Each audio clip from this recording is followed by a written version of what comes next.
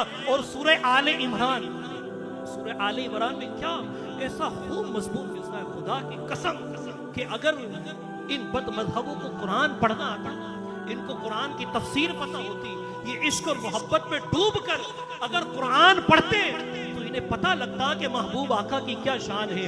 अल्लाह करीम सूरह आले इमरान में इरशाद फरमाता है, वअल्लमका मा लम तकुन तअलम वअल्लमका मा लम तकुन तअलम वकान फज़लुल्लाहि अलैका अज़ीमा। ए महबूब, तुझ पे तेरे रब का कर्म अजीम हुआ, तुझ पे तेरे रब का फजल अजीम हुआ। ये कर्म अजीम क्या है, ये फजल अजीम क्या है? वअल्लमका मा लम तकुन तअलम मा लम तकुन तअलम। यहाँ मौजूद अगर कोई अरबी को जानने वाला है तो माँ की भी कई अक़साम होती हैं, जिनमें से एक किस्म आम माँ जो है आमूमियत के लिए, माँ जो है आम होने के लिए इस्तेमाल किया जाता है।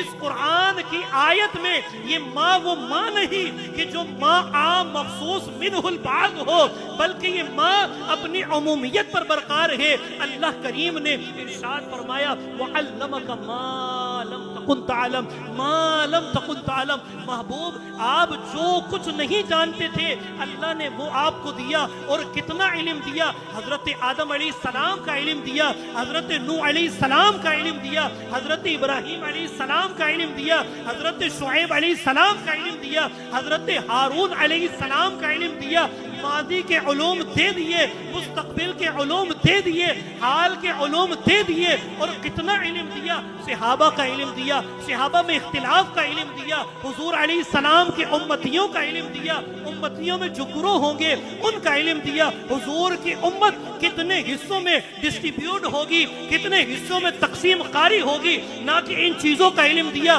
बल्कि सिलसिला आलिया कादरिया का इल्म दिया, सिलसिला नक्शबंदिया का इल्म दिया, सिलसिला शोरवर्दिया का इल्म दिया। हुजूर अलैहिस्सलातु वस्सलाम ये जानते थे कि राफिजी कौन है, खारजी कौन है, अकीदे में हम्बली कौन है, अकीदे में हनफी कौन है, अकीदे में शाफई कौन है।